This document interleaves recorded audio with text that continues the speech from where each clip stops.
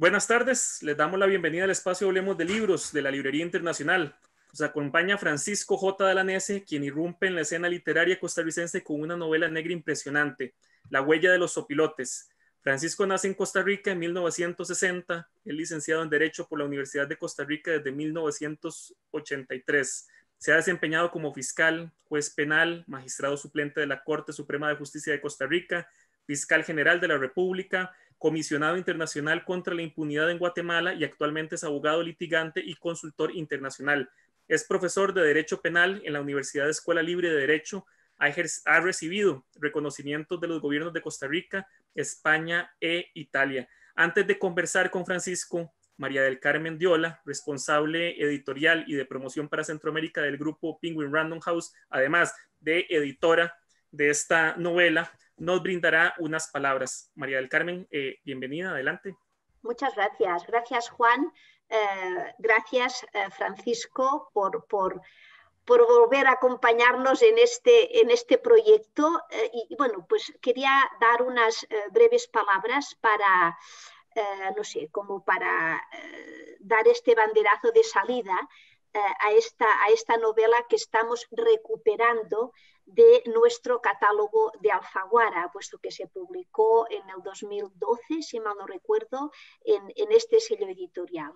La estamos recuperando precisamente porque es una buena novela y merece otro recorrido, ¿no? Ahora la presentamos en un nuevo formato. Tú has enseñado el libro, es en una edición de bolsillo con una nueva portada, con portada renovada. Queremos llegar a más lectores, a nuevos lectores.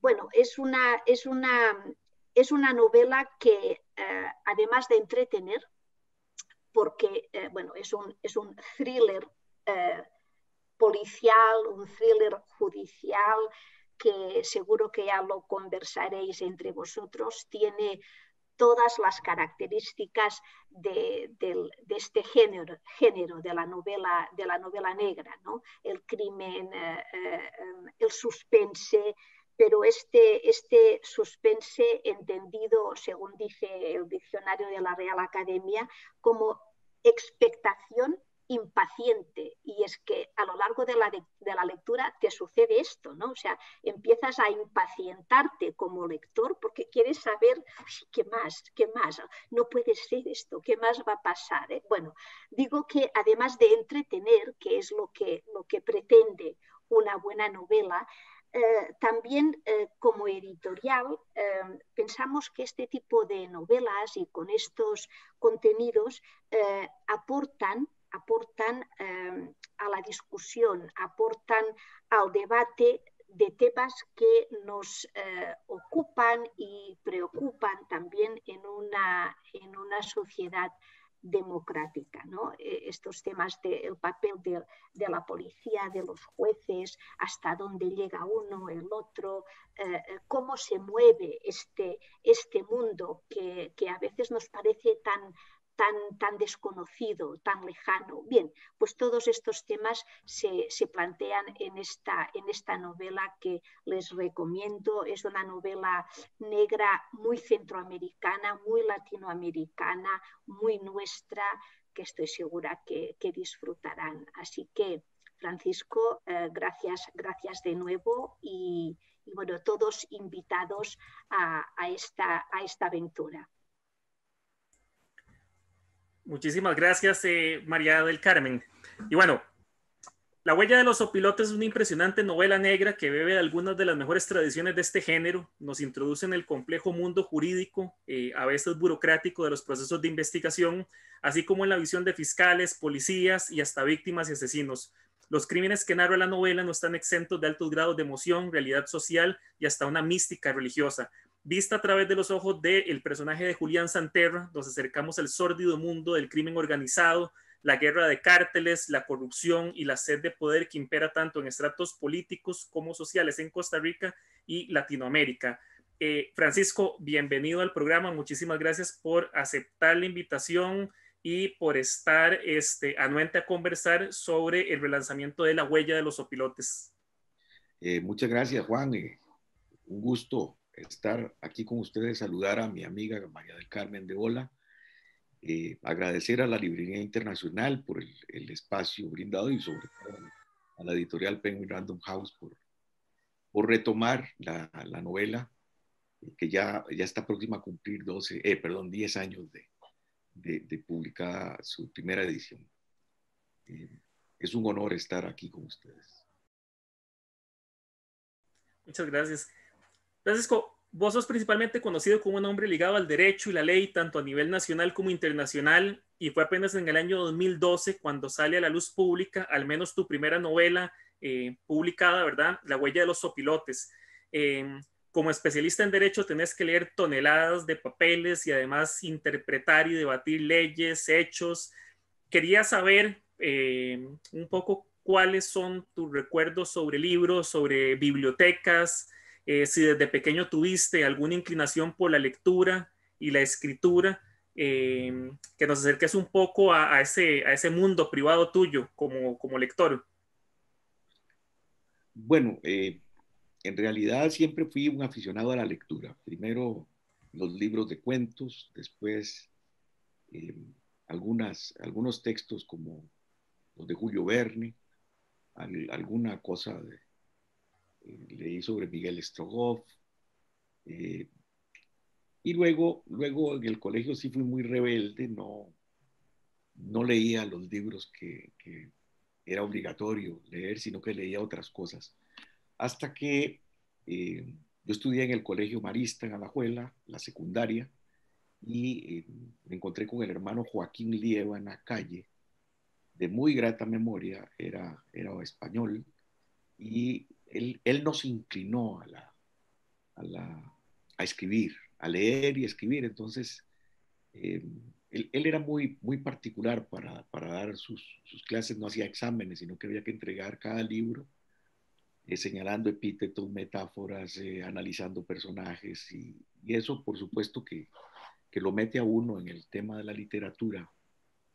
Pero ya desde que estaba en la escuela, yo escribía, compraba cuadernos en las pulperías que había antes, ¿no?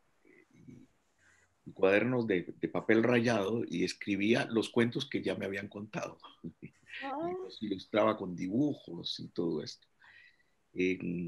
Cuando le conté a mamá, yo trabajaba en Guatemala cuando eh, una novelista guatemalteca, Anabela Giraca, le contó a María del Carmen que yo estaba escribiendo una novela. En realidad la tenía abandonada, ahí estaba hacía unos años. Eh, bueno, después de hablar con María del Carmen, me puso un plazo para terminarla, casi me muero en el intento. Felizmente lo logré, y cuando le conté a mamá que me habían aprobado la publicación de la novela, ella me dijo: por fin estás haciendo lo que quería hacer en la vida, ¿verdad? Porque ella se acordaba que yo siempre jugaba de ser escritor. En el colegio, en secundaria,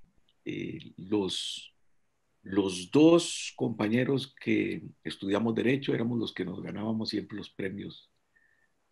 Javier Llobet, el procesalista penal, ¿verdad? Y yo éramos los que nos ganábamos los premios de los concursos literarios. Y cuando tuve que llevar la materia cultural en la Universidad de Costa Rica, que era un requisito para poder asistir después a segundo año, llevé apreciación literaria con un guatemalteco precisamente, por una injusticia no recuerdo su nombre. Y bueno, siempre he estado al tanto de leer novelas. El trabajo judicial es muy absorbente, entonces siempre tomaba las vacaciones de Navidad y despuésito de Año Nuevo para leerme una o dos novelas. Era muy difícil leer trabajando en el Poder Judicial, porque aunque la gente no lo crea y digan lo que sea de los funcionarios judiciales, el trabajo es de 24 horas, es muy difícil. Pero bueno, no ha sido todo lo que he querido leer, pero siempre he estado atento a las lecturas de novelas. Y bueno, esa es la aproximación que querías, creo. Claro. Oye, en algún momento, porque bueno, esta es una novela negra, la novela negra tiene una serie de trabajos muy arduos, de esquemas. ¿En algún momento vos como lector te aventuraste por ese género, por leer más, por estar ahí, o fue cuando ya estuviste más trabajando en el tema judicial? En realidad, mi autor favorito es Gabo, pero es muy difícil, muy difícil llegarle al estilo de Gabo, ¿no? Eh, cuando me decidí a escribir la novela, el estilo fue saliendo solo. Yo creo que eso es algo personal. Uno no se puede imponer un estilo que no tiene. Por mucho que le guste algo, es como si a uno le gustara bailar tango, pero le gustara ver el tango, pero no lo puede bailar. Es igual, ¿no? Tendrá que bailar otra cosa, cumbia o lo que sea, pero eso está, me parece que en cada uno. Y además, lo que recomiendan es que uno escriba sobre lo que sabe, sobre sus propias experiencias, no incursionar en mundos desconocidos porque no va no va a lograr el objetivo de transmitir un mensaje, de crear un estilo, de manera que cuando decidí escribir esta novela, lo hice, lo hice pensando en eso, voy a escribir de lo que sé, tratando de transmitir las angustias, lo pesado del trabajo de los fiscales, lo frustrante que a veces resulta. A mí no me gustan series de televisión un poco fantasiosas sobre policías que hacen la prueba de ADN en media calle y cosas de esas que son imposibles, pruebas que duran a veces meses para poderlas obtener en laboratorios y las obtienen en unas horas. Eso engaña a la gente y de alguna manera va creando una indisposición con los operadores de justicia. Y eh, lo que quería transmitir con la novela era esta realidad que se sufre, que se vive, que tiene mucha adrenalina a veces en el Ministerio Público. Porque el Ministerio Público es una institución muy necesaria para toda sociedad. Si el Ministerio Público no funciona, ese puente entre la investigación policial y los tribunales se pierde. Y a veces es muy devaluado el trabajo de la fiscalía. Bueno, a veces se lo ganan como en el actual momento en Costa Rica, pero sí quería salvar un poco esta labor, que yo creo que todavía son cientos los fiscales de este país que hacen el trabajo con abnegación.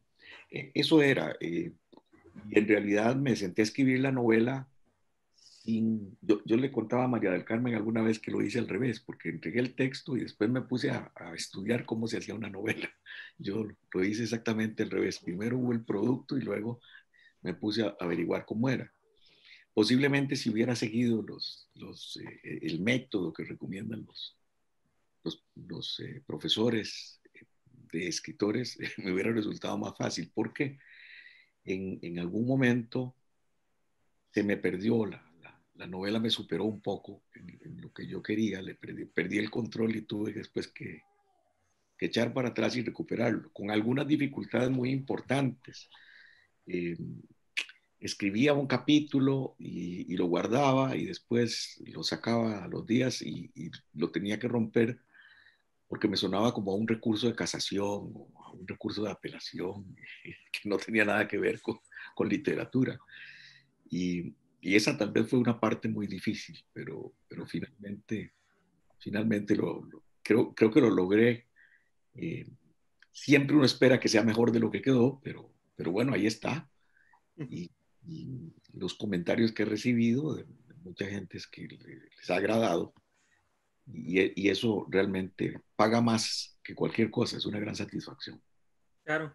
Bueno, mira, ahora a propósito que vos dijiste que se escribe de lo que se sabe, vos citas en la novela al criminalista francés Edmond Locard, ¿verdad? Con una frase que dice: toda persona que entra en un ambiente deja algo suyo en el lugar y se lleva consigo algo de ese ambiente, y toda persona que tiene contacto con otra, le deja algo suyo y se lleva algo de ella. Y bueno, la huella de los opilotes podría ser una radiografía del sistema judicial, la prensa, la política, pero sobre todo una radiografía de la violencia social que se vive. Hay unos crímenes y una trama que envuelven la novela que son específicos y me gustaría saber por qué, entre tantos casos y crímenes que has presenciado, escogiste los que le dan el argumento a la novela. Por ejemplo, el femicidio de María Fernanda Zamora y el asesinato de Fabio Alfaro. O sea, cómo los fuiste amarrando para que fueran parte de la construcción de la novela.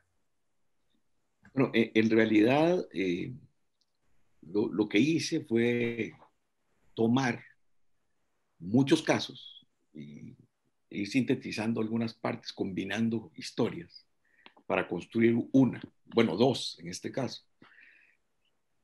Primero, el tema de la libertad de prensa amenazada por aquellos que consideran que los periodistas incordian y es un atentado a la democracia. A veces la prensa se excede, la prensa indispone a la gente, crea expectativas que no se van a cumplir, pero la verdad es que sin prensa no hay libertad ni hay democracia. Esa era una preocupación y la otra, el tema de violencia contra las mujeres. Posiblemente hoy lo abordaría de otra manera, pero bueno, esa era la visión en aquel momento. Hoy posiblemente sería un poco más agresivo con eso.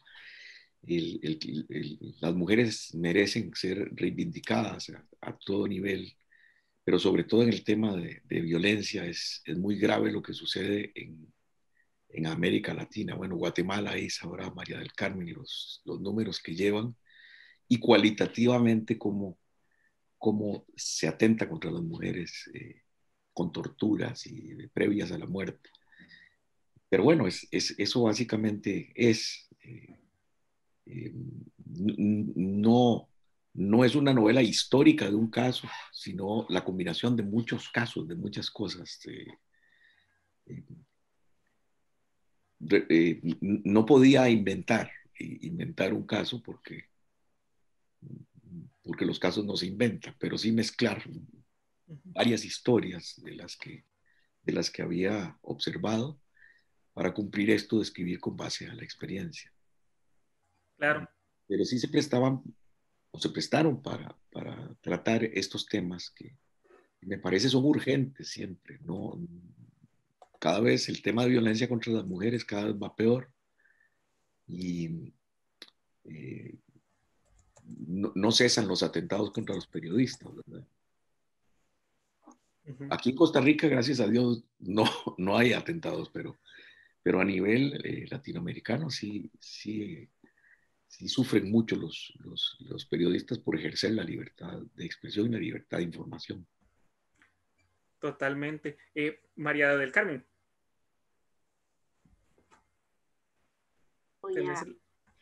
Quería hacerle una pregunta así muy directa, Francisco. ¿Los abogados son a veces también un poco psicólogos? Porque los personajes que aparecen en la novela, no sé qué piensas, Juan, pero puedes como que ir perfilando pues perfiles psicológicos de estos personajes, ¿no? De los criminales, de los policías, o sea, hay mucho de psicología en esto. ¿Son un poco psicólogos también ustedes, Francisco, como abogados? Bueno, la verdad no creo que seamos psicólogos en el sentido profesional, pero sí tratamos con problemas humanos, con seres humanos, y eso creo que con el paso del tiempo nos permite no hacernos psicólogos, pero sí crear un sentido común para valorar, para perfilar, para a veces incluso darle tratamiento a alguien no profesional. Hay un señor que tiene un gravísimo problema que yo atiendo ahora y Y la esposa cada rato me llama y decía, hable con él porque él dice que se tranquiliza cuando habla con usted. No sé por qué, pero bueno, ese es el asunto. Y por supuesto que en el trabajo que hacen los policías y los fiscales, por supuesto que tienen que hacer un análisis, un perfil de la personalidad del presunto agresor cuando no se conoce, y luego cuando se conoce, pues hay que hacer un perfil y esto tiene que ver mucho a veces con que se leyeron los informes psicológicos de muchos otros casos y eso va creando unos elementos como para juzgar, que repito, no son profesionales y pueden tener mucho desacierto, pero, pero sí de alguna manera se trata con seres humanos. Decía don Ángel Osorio de Gallardo, un profesor español que tuvo que salir de España cuando Franco ascendió al poder, eh, decía que en un libro que se llama El alma de la toga, que, los, que un abogado tiene que tener en su biblioteca mínimo 2.000 libros, mínimo 2.000, decía. 1.000 de derecho y 1.000 de lo que sea, porque los abogados no son los que saben más de leyes, de jurisprudencia, sino los que saben más sobre la vida, porque tienen que tratar con seres humanos. Y esa es una realidad. Yo pienso que los médicos igual, los médicos no con ese contacto continuo con seres humanos, en angustias, con la ansiedad de saber qué se padece, me imagino que van creando sus propios perfiles de la Y es gente. que además normalmente tratan a los individuos en situaciones extremas, ¿no? Muchas veces. Así es. Y bueno, y en el caso del derecho penal es el extremo del derecho, es la situación más complicada para cualquier persona. No se trata de, por supuesto que perder fortunas es terrible, o para una persona muy pobre perder su casa es terrible, pero perder la libertad es una situación muy grave y tiene que manejarse con mucho cuidado, tanto por quien acusa, que lo debe hacer con objetividad e imparcialidad, como por el que defiende y sobre todo por el que juzga. Entonces, este conocimiento de los seres humanos todo el tiempo está presente en la materia penal. En materia civil se ven contratos, facturas, cheques, transferencias, pagos. Eh, en materia penal eh, vemos caras, familias. Es otro escenario totalmente distinto. Para aprovechar la pregunta que hace María del Carmen, hay una anécdota. En 1950, el escritor Raymond Chandler le envía una carta al publicista Dale Warren donde, en resumen, digamos, habla sobre las expresiones de rostros humanos, los gestos y las acciones que construyen al personaje o los personajes de las tramas, ¿verdad? En La huella de los opilotes hay cerca de una veintena de personajes que desfilan, que es impresionante. A mí me encantó. ¿Cómo fue para vos el proceso de escritura ligado al desarrollo de todos esos personajes? Eso es algo que a los lectores nos interesaría mucho saber.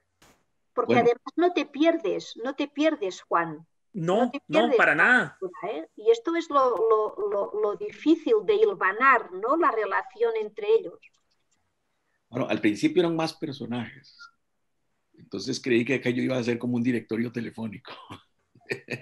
Entonces lo que hice fue mezclar los personajes según la compatibilidad de caracteres. Héctor Vargas en realidad vienen siendo 3 fiscales que yo conocí.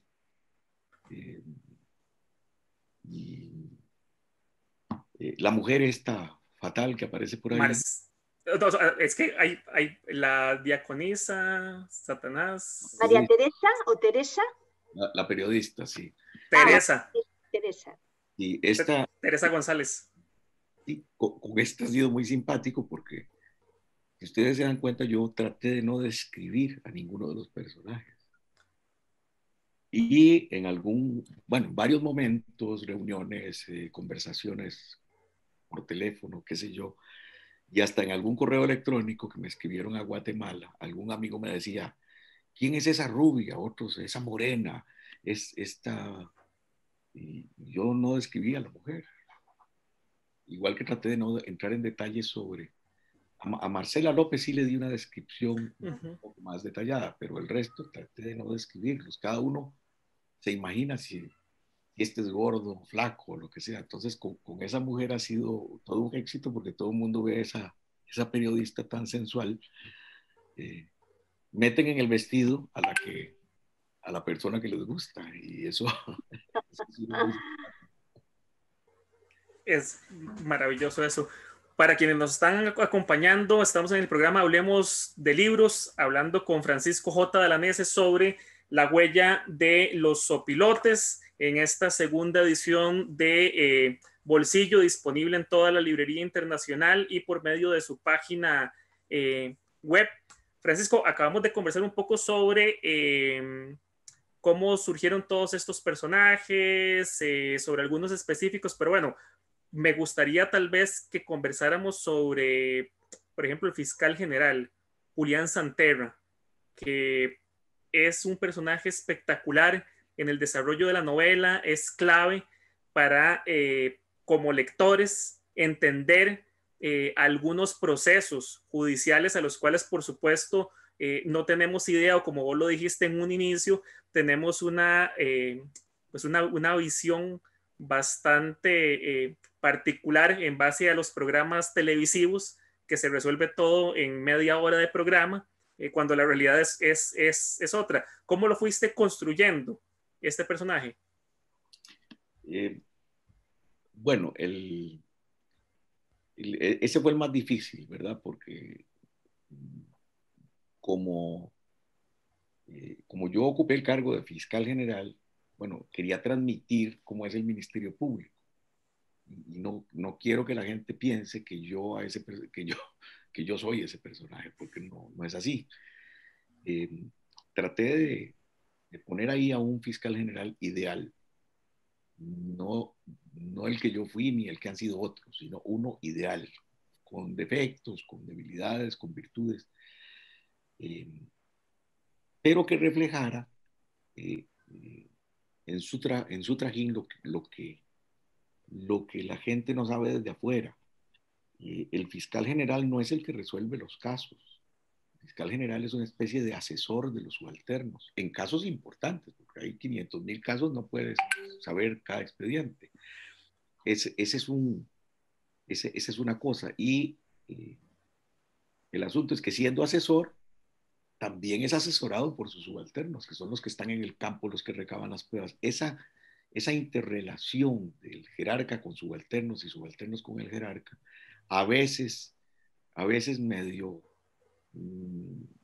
profesor con los subalternos, a veces aprendiendo de los subalternos, que es lo que quería yo puntualizar, ¿no? De hecho, es otro fiscal el más importante en la resolución del asunto. No quise pintar un fiscal general como un héroe, ¿verdad?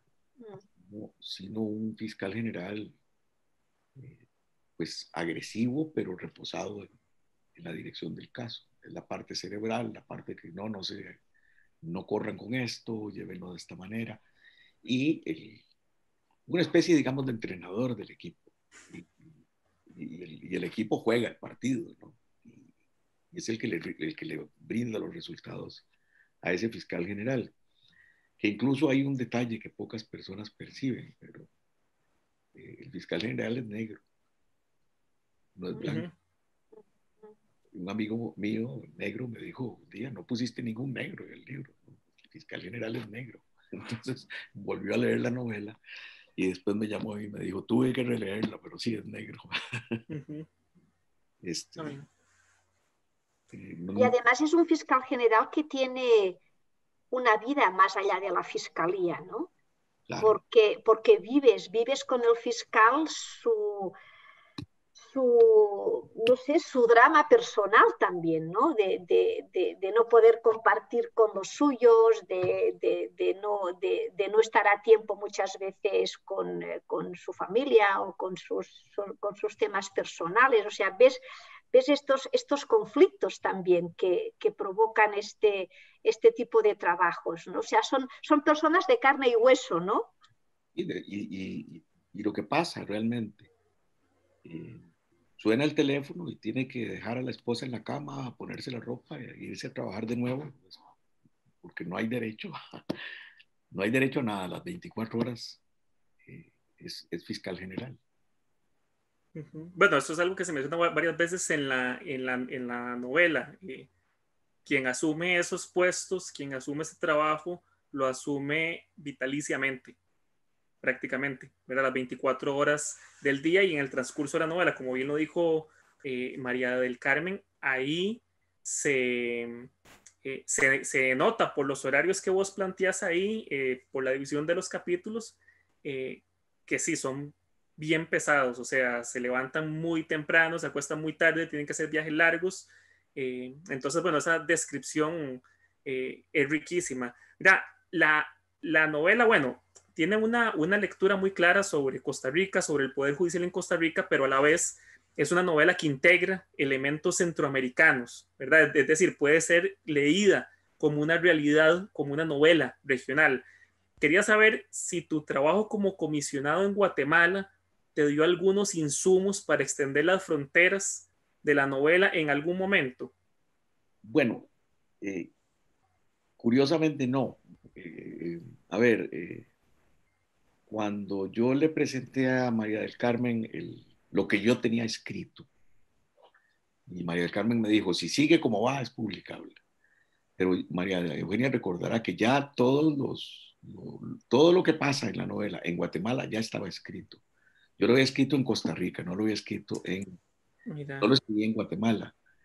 Por supuesto que ya después que se publicara en Guatemala y que tuviera escenarios guatemaltecos, eso creo que hizo que se identificaran muchos guatemaltecos con la novela y porque me sirvió para ganarme el auditorio.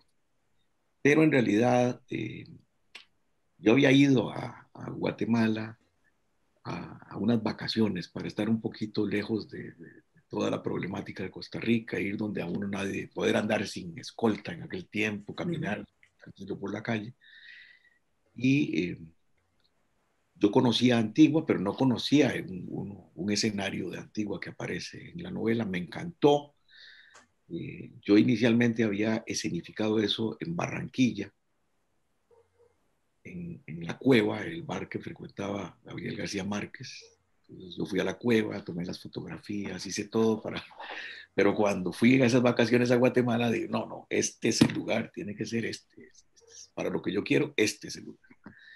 E incluso fue muy simpático porque, bueno, yo pertenecía al cuerpo diplomático también en Guatemala, era funcionario de Naciones Unidas. Y entonces me contaban algunos funcionarios de las embajadas bueno, me pedían que les dedicara el libro y me contaban que habían hecho el recorrido de Antigua para saber dónde era que había pasado todo lo que yo señalaba. Y bueno, eso también fue muy agradable saber, ¿verdad? Que un profesor español que fue a visitar Guatemala, él es de Valencia, Gómez Colomer, tiene los apellidos, el hermano fue goleador del Valencia. Por eso los apellidos pueden sonar para quienes no son abogados. Él, conociendo Costa Rica y los profesores de Costa Rica, me comentó que le había agradado mucho que también se comentaran cosas de lo que a él le llevaron a ver a Guatemala porque él compró la novela, según entiendo, la leyó un fin de semana y de casualidad el siguiente fin de semana lo llevaron a los lugares de la novela. Entonces estaba muy bien impresionado por la descripción y por lo que allí se decía. No quiero quemar el texto para que Claro. la gente lo lea, pero sí fue muy, muy bonito. Como digo, es la recompensa que uno tiene, que que le comenten bien lo que uno escribió. Y la novela tiene, bueno, no sé, yo no soy escritor en realidad, yo soy un abogado que escribió una novela, pero la novela tiene su vida propia, porque luego vienen una serie de interpretaciones y cosas que a lo mejor uno no sabía que podían derivar de aquello, ¿verdad? Y ese también ha sido un proceso interesante. Y lo digo porque este profesor español me dijo que bien que comunicaste esto y aquello, y eran dos o tres cositas que él derivaba de la novela que en realidad yo no las había considerado. Sí interpretó lo que yo quería, pero además otras cosas que la novela habla sola. Bueno, eso es lo rico de cuando se exponen este tipo de textos a múltiples lectores y lectoras, que cada quien, a pesar de que a veces le cuenten, mira, lee esta novela por esto y esto, siempre hay una lectura propia, ¿verdad? Y esta novela particularmente tiene eso, tiene unas capacidades impresionantes de ser leída desde diferentes puntos de vista, de sentir empatía por algunos personajes, rabia por otros, por otras instancias, y eso es algo impresionante. Mira, hay algo ahí en la novela que me llamó poderosamente la atención, que bueno, la novela abre y cierra con unos episodios interesantes, pero al mismo tiempo son retadores en la construcción de la narrativa. Me refiero a estos hechos místicos que cubren, digamos, un poco a un grupo criminal que aparece en la novela, que está integrado en varios aspectos políticos. Hay algo particular que la rodea, que es un grupo que se hace llamar la secta, que prácticamente rompe todos los paradigmas de lo que a veces uno asume que son estos grupos criminales. ¿Cómo nace esta idea en vos y en la novela?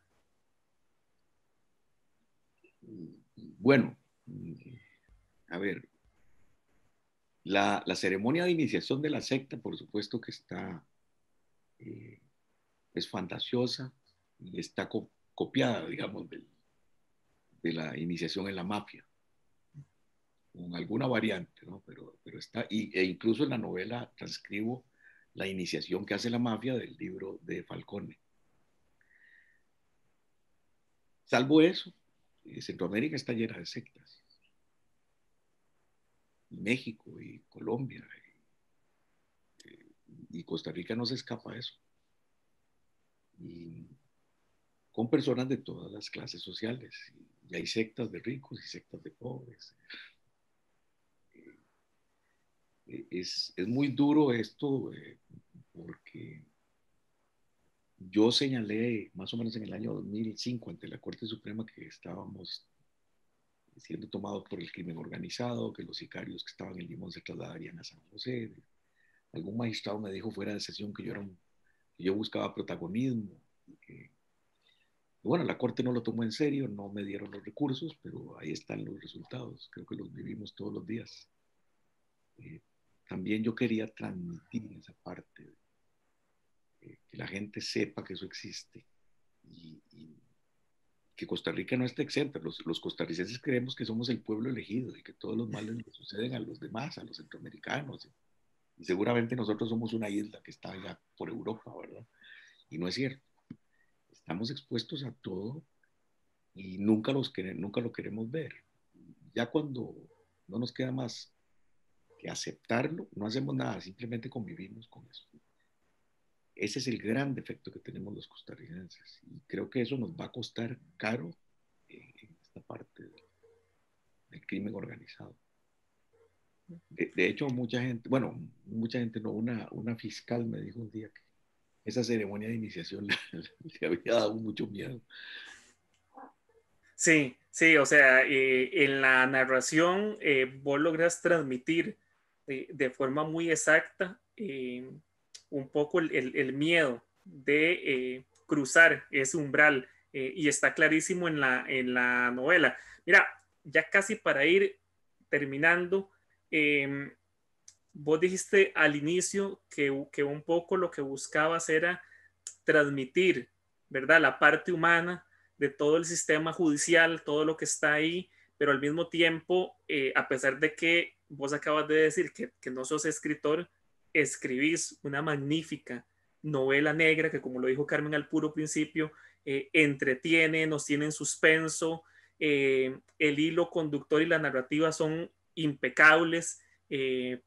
Ahí sí no voy a spoilear, pero habían cosas que no me las esperé en ningún momento y que el desarrollo de los personajes y la investigación me fueron guiando hasta que de un pronto a otro fue un baldazo de agua fría. Eso uno como lector lo agradece infinitamente, que no tenés ideas, porque bueno, para eso uno acude al libro, ¿verdad? Para sentir una emoción, para entretenerse, para llorar, para sufrir, para tensarse. ¿Con cuál de tus perspectivas nos quedamos? ¿Con la que escribís una gran novela negra y sos parte ahora de un rompecabezas que se va armando de las grandes novelas negras centroamericanas, con un abogado que toma las herramientas de la escritura de una forma impecable y nos muestra la parte humana del sistema judicial? ¿Con cuál de esas o con ambas? Bueno, yo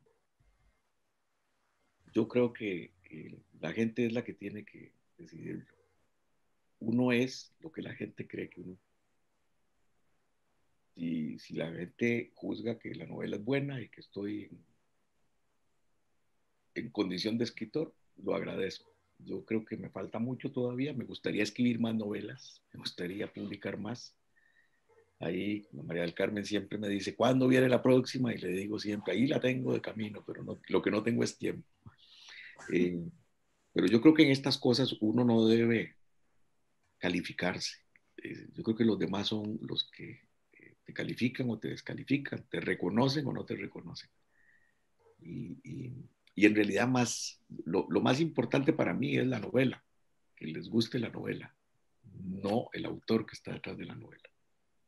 Muchísimas veces leemos libros y nunca sabemos cómo es el autor. Después, de repente sale una fotografía, este es el autor y uno se lo había imaginado de otra forma, ¿verdad?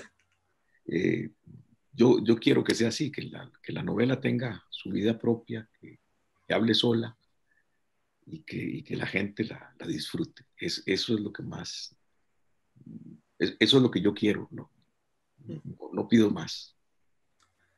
Bueno, creo que María del Carmen coincidirá conmigo, pero, y porque te lo he dicho reiteradas ocasiones, te lo dije yo antes de que comenzáramos, yo espero que esta reedición, ahora 10 años después, sea ojalá el inicio de otra serie de novelas, porque sinceramente Francisco está, o sea, cumple todos los requisitos, está muy bien escrita, creo que nos invita, la misma novela nos invita a seguir leyendo. Vos a los lectores nos dejas una puerta abierta para leer lo que venga de Francisco el escritor, con todas sus experiencias, con todas las ideas y las influencias que tengas, porque la novela sí nos abre esa puerta a seguir leyendo. Y bueno, para ir cerrando, nos gustaría que, bueno, me gustaría mucho que nos contaras qué estás leyendo, cuáles son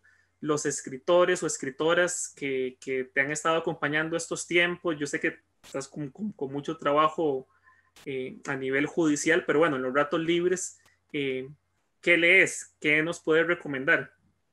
En este momento estoy leyendo una trilogía de Glenn Cooper que se llama La invasión de las tinieblas. Eh, yo leí a Glenn Cooper hace algunos años. Compré un libro en un aeropuerto y lo leí. El libro me pareció que le faltaba, no me agradó mucho. Después me regalaron uno y descubrí que ese número, ese que me regalaron era el primero de otra trilogía que se llama La Biblioteca de los Muertos. Y entonces leí ese número uno, luego el segundo, luego adquirí el tercero y luego he leído, en los últimos años he leído muchísimos de Glenn Cooper. Es un médico y es antropólogo, entonces sus historias en general son casos de hoy, pero que se resuelven con información y hechos del pasado. Y esto es es muy interesante. En este de La invasión de las tinieblas, que recomiendo mucho su lectura, es diferente. Es una falla en el colisionador que hay en Inglaterra. Creo que hay dos, uno en Inglaterra y otro en Suiza. Y abre una puerta al infierno. Y entonces uno de los que están ahí se van al infierno y del infierno pasan al presente. La trama resulta interesante, pero lo más interesante es cuando están ciertos personajes, no quiero quemar para que lo lean, ciertos personajes nazis, con algunos reyes europeos desalmados y algunos bichos malos en el infierno, conviviendo y haciendo de las suyas y haciendo daño en el infierno. Entonces resulta muy interesante el discurso de estos malos planeando cosas en el infierno, además para seguir molestando y haciendo maldades. Pero el conocimiento de esos personajes, bueno, y un soberano de Inglaterra viene por la puerta y se enfrenta con la reina. Entonces, ustedes verán, todos estos, por supuesto que esto es totalmente distinto a lo otro que ha escrito Glenn Cooper, pero a mí me llama la atención cómo conoce los personajes, cómo los perfila y se dan los conflictos o los pactos malos en el infierno y luego aquí también, ¿verdad? Y que todo esto es un autor muy interesante porque además lo lleva uno en las otras novelas, cuando lo lleva uno por la parte histórica, de repente uno dice, esto no puede ser así, uno va y busca y efectivamente así era. Y el personaje estuvo en el convento que él dijo, en la fecha que dijo. Entonces, me ha gustado mucho Glenn Cooper.